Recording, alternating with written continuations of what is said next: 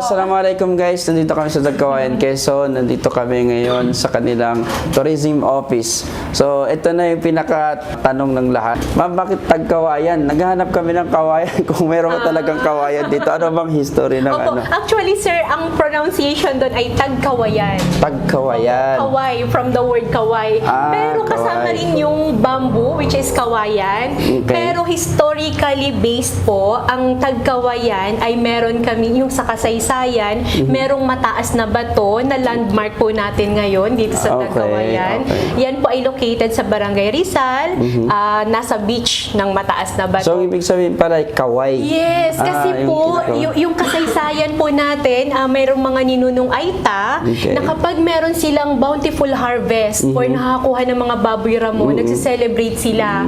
Ang tawag po doon ay lungkasan. Okay. So kapag gumagawa po Lungkasan Festival sila nila. merrymaking. Ah, Yan. okay. Opo. So kapag gumagawa po sila ng lungkasan, nag-i-invite sila ng ibang Aita mula sa ibang tribo. Okay. At ang ginagawa nila, sir, para mag-invite, umaakyat sila doon sa mataas na bato. May dala silang mahabang kawayan at sa Okay. dulo ng kawayan may puting tela. At Okay. yun po yung iwinawagayway nila So, para mag-invite. So guys, bago pa na-invite yung internet, meron silang wifi na wireless connection, Yan. di ba?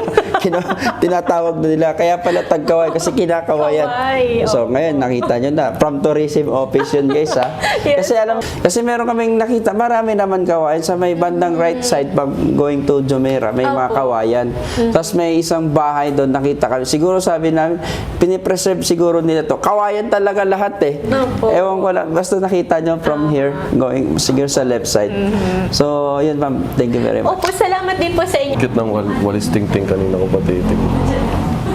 Walis ting. So, ito yung mga ano nila, mga rata-nata to. Ganda. Maganda oh. Ito, gamot to sa Islam. Meron din silang,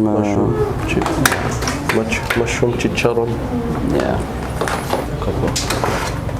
Okay, let's go sa labas. Magdodrone tayo para makita na. Yo. Sir, magmerienda kayo? Sige ma'am. Halo-halo. So, drone tayo. Nagpaalam na tayo sa tourism office. So, Right, yun na. let's go. Tagkawayan means kaway. Wireless ano na pala sila? Kawayan. Ayan o. Tingnan natin sa taas sa drone shot. Ayan na. Ready? Kawai. Kaway.